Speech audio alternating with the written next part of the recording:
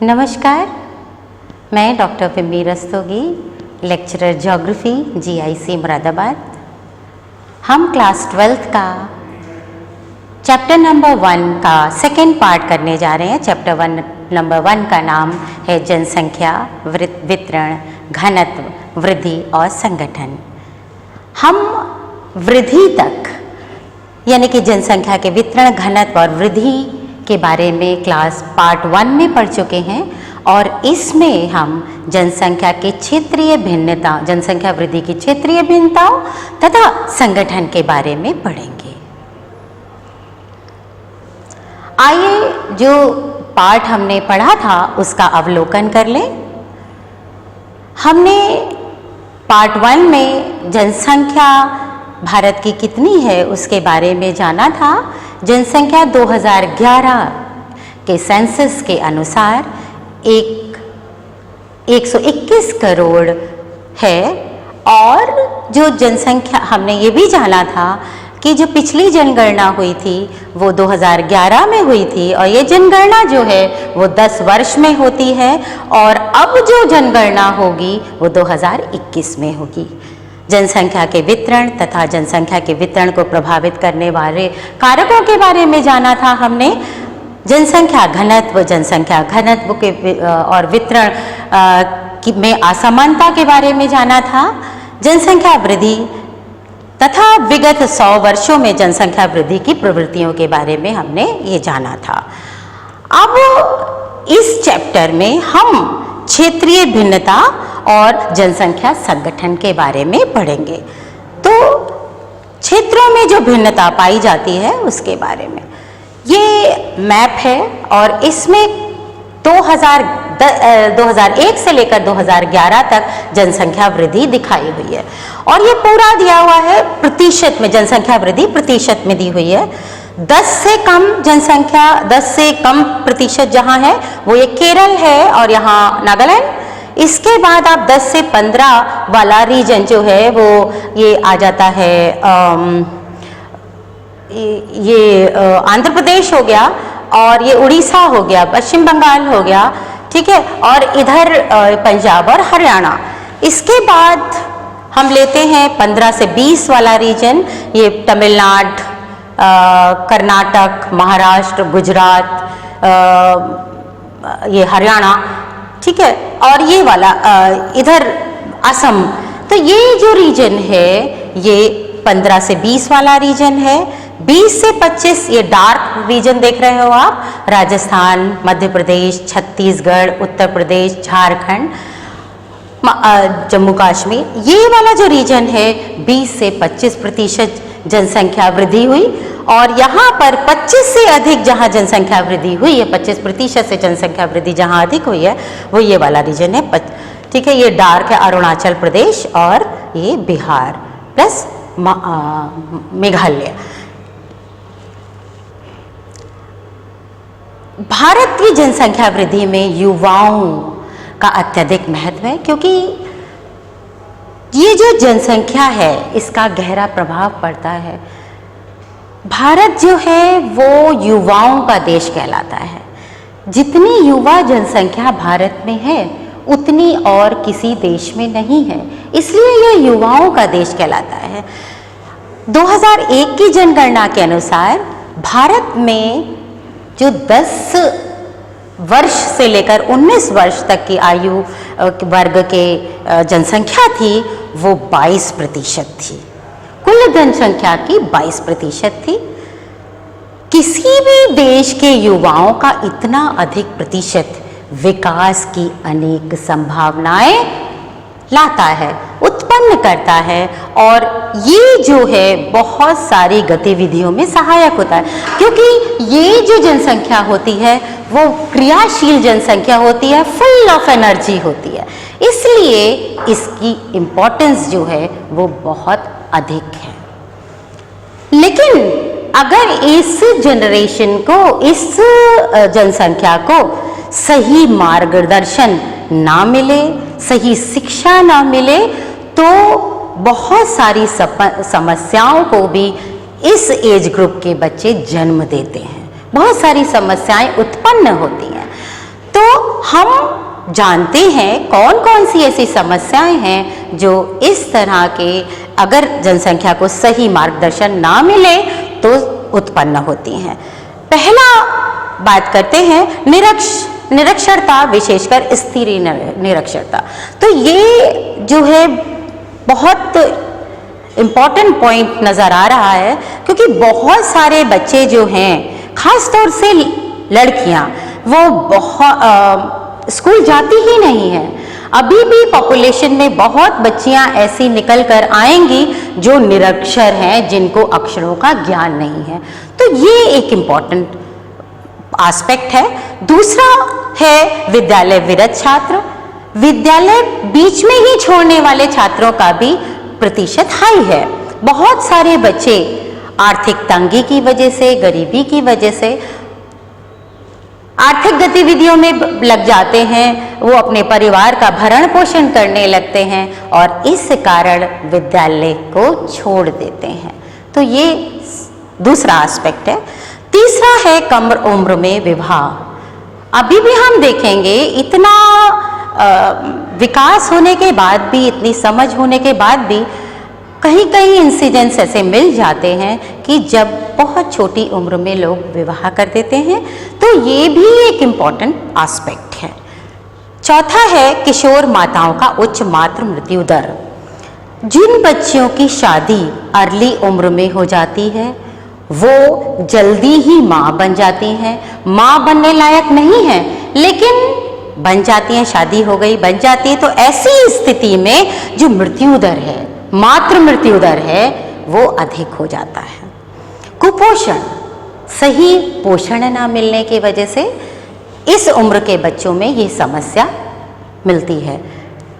सही जो पोषण है वो ना मिलना एक बहुत गंभीर समस्या है। HIV एड्स जैसे संक्रमण रोग ये भी उत्पन्न होने लगते हैं।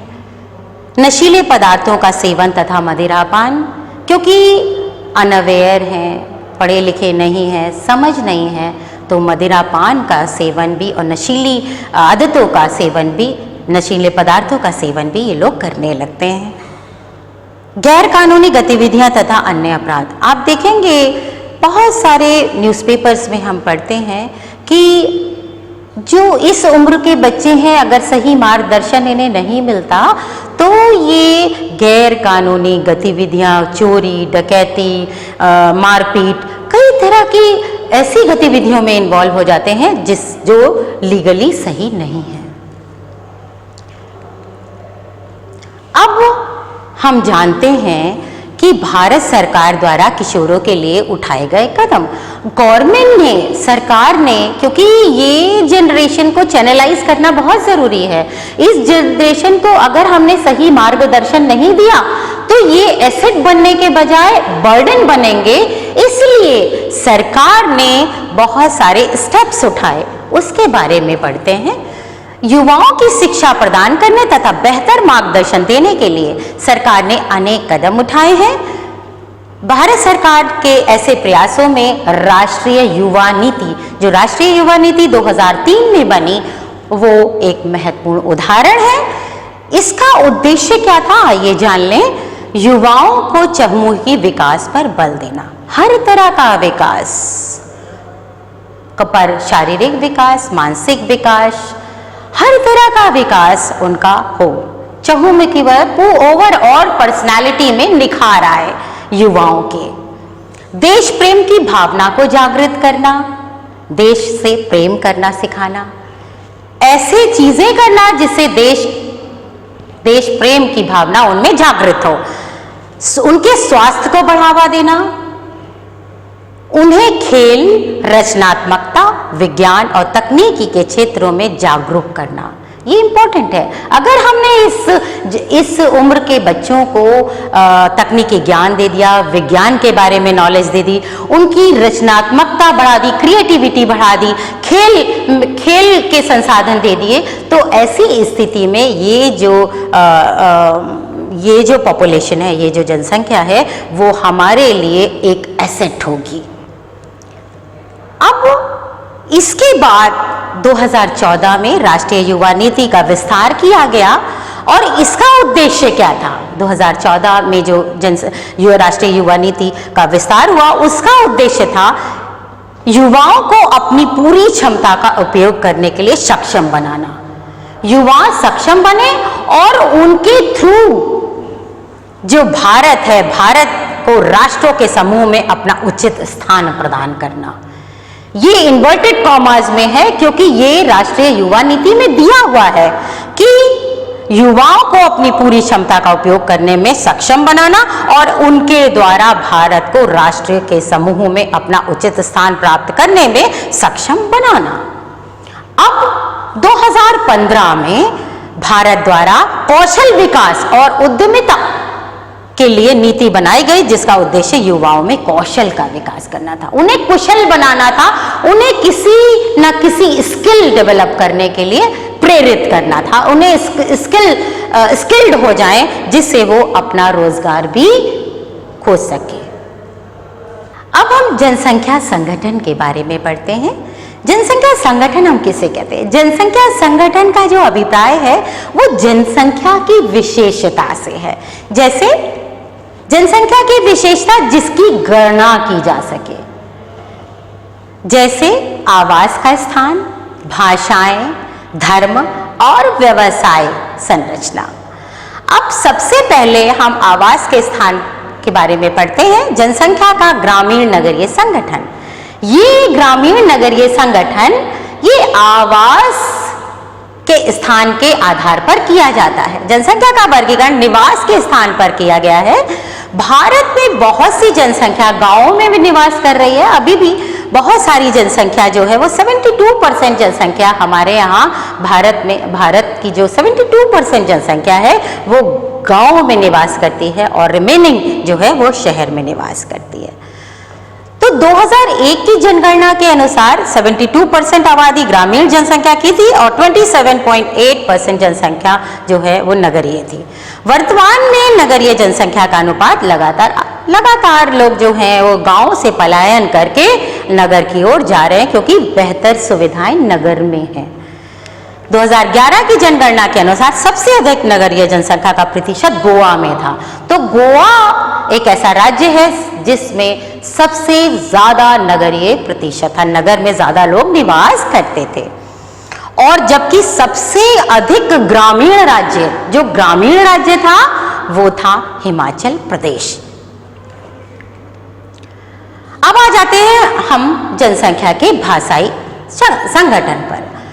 तो भाषा के आधार पर जो विविधता है उसे हम भाषाई संगठन कहते हैं।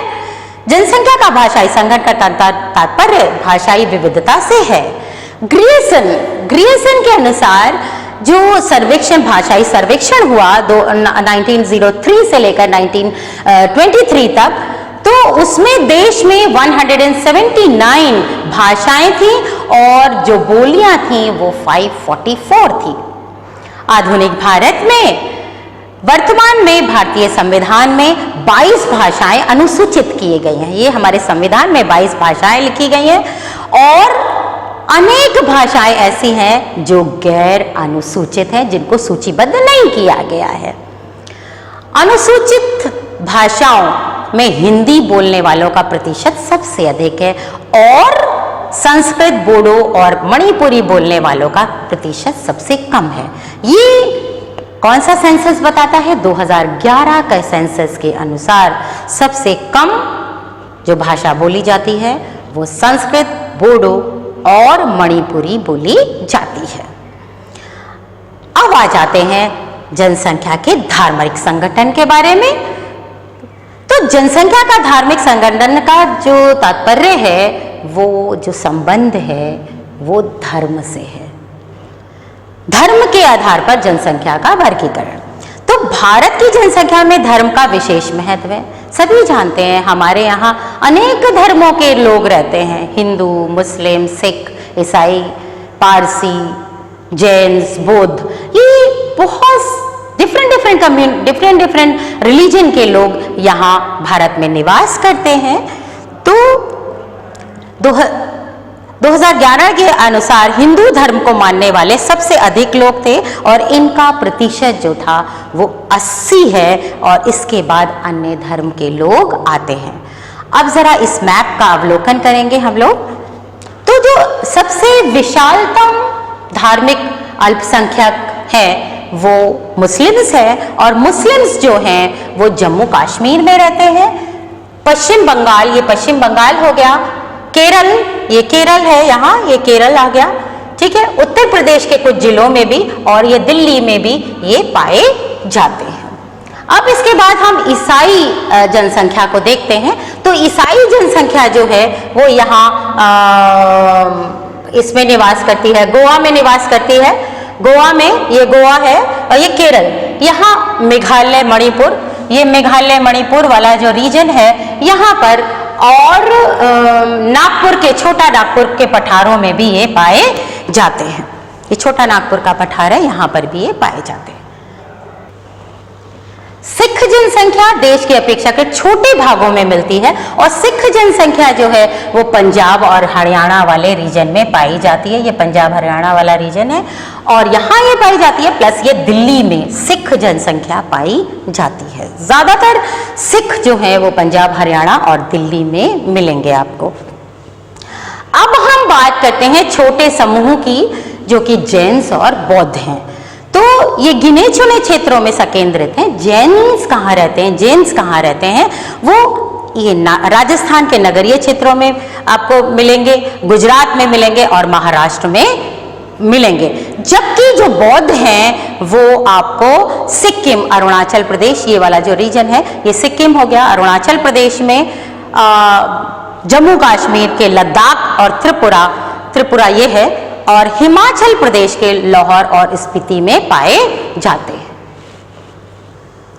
अब हम बात करते हैं भारत की जनसंख्या के व्यावसायिक संगठन के बारे में। इसमें देखा जाता है कि जो श्रमिक हैं वो अर्थव्यवस्था के किस क्षेत्र में कार्य कर रहे हैं। जैसे हमें पता है क्षेत्र कई हैं, प्राथमिक क्षेत्र है, द्वितीयक क्षेत्र है, तृतीयक क्षेत्र है। प्राथमिक क्षेत्र में कृषि और कृषि पर आधारित संरचनाएं आती हैं। दूसरा है द्वितीयक क्षेत्र, जिसमें हम विनिर्माण वाला भाग लेते हैं, और तृतीयक क्षेत्र में वो भाग आता है जिसमें सर्विसेज प्रोवाइड की जाती हैं। तो अब हम ये देखते हैं कि कितने लोग किस किस कार्य में इन्वॉल्व हैं।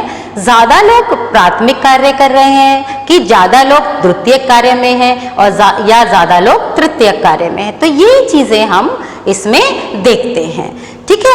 और ये जो है किसी भी देश की अर्थव्यवस्था के बारे में बताता है। ये बताता है जिसमें ज्यादा व्यक्ति प्राथमिक कार्यों में इन्वॉल्व रहते हैं, वो समझा जाता है कि वो अर्थव्यवस्था जो है वो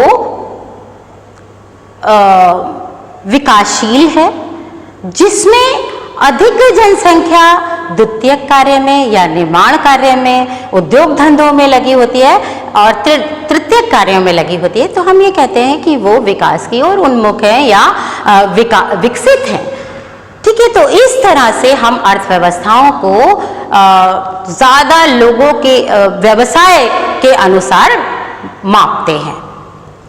अब 2001 की जनगणना के अनुसार व्यावसायिक संगठन में निम्नलिखित 4 वर्गों को लिया गया था। एक हो गए कृषक, जो कि कृषि कार्य कर रहे हैं, खेती कर रहे हैं।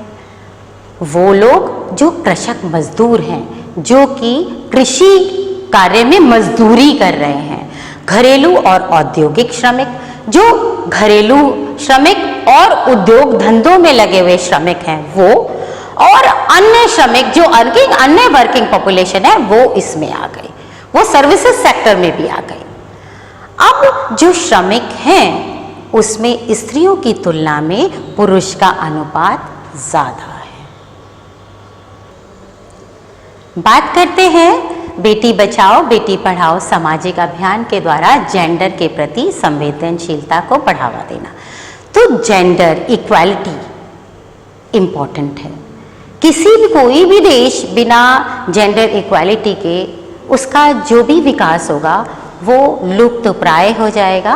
उसका कोई मतलब नहीं रह जाएगा, क्योंकि जेंडर जो है वो इम्पॉर्टेंट एस्पेक्ट है। स्त्री और पुरुष दो जेंडर्स हैं, और अगर एक को बढ़ावा मिला, दूसरे को साइडलाइन किया गया, तो ऐसे में काम नहीं चलेगा। हमारे भारत में खासतौर से ये पुरुष प्रधान देश रहा, और स्त्रियों को हमेशा कहीं ना कहीं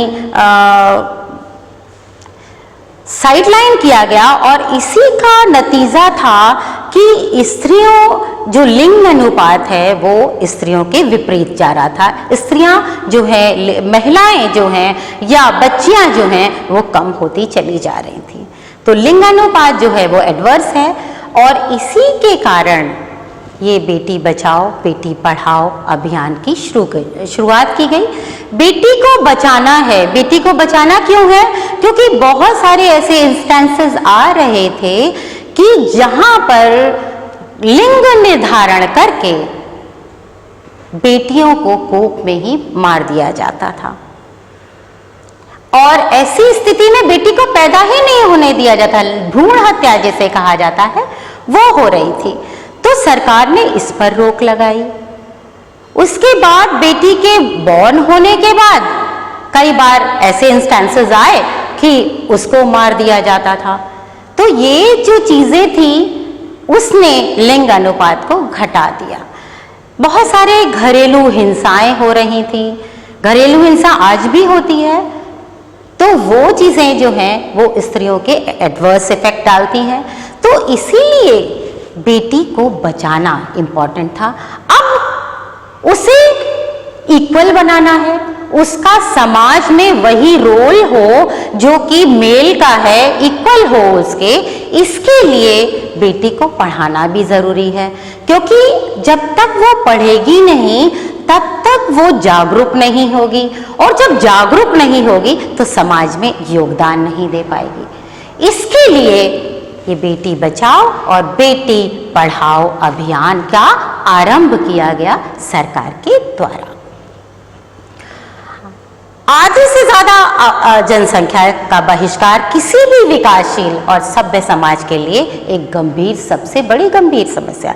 हम अनदेखा नहीं कर सकते। किसी भी तबके को हम अनदेखा करेंगे तो वो विकास जो है वो सही विकास नहीं होगा, वो लुप्त प्राय होगा। किसी भी प्रकार का भेदभाव और विशेष रूप से जेंडर के आधार पर भेदभाव मानव के प्रति एक अपराध है। इसलिए सभी के लिए शिक्षा हो, रोजगार हो, राजनीतिक प्रतिनिधित्व, महिलाओं को भी राजनीतिक प्रतिनिधित्व मिले, तभी वो बात सरकार में आकर अपनी बात को रख सकेंगी, अपने जेंडर के लिए काम कर सकेंगी, समाज के लिए कार्य कर सकेंगी। तो समान अवसर मिलना चाहिए, समान कार्य के लिए एक वेतन। कई जगह देखा गया कि महिलाओं को कम वेतन मिल रहा है, उसी कार्य के लिए जितना जेंट्स को मिल रहा है वही सेम कार्य महिला भी कर रही है, पुरुष भी कर रही है, लेकिन महिला को कम वेतन दिया जा रहा है। लेकिन इसके लिए, इस तरह के समान कार्य के लिए एक वेतन मिले, इसका प्रोविजन किया गया। स्वाभिमान के साथ जीने का अवसर सभी को मिले, सभी को इसके लिए विशेष प्रयास किए गए, और भारत सरकार ने इस सभी का संज्ञान में लेते हुए भेदभाव से होने वाले दुष्प्रभावों को ध्यान में रखते हुए राष्ट्रीय स्तर पर बेटी बचाओ और बेटी पढ़ाओ अभियान का आरंभ किया गया। तो ये चैप्टर यहाँ फिनिश होता है। Thank you for listening. Thanks.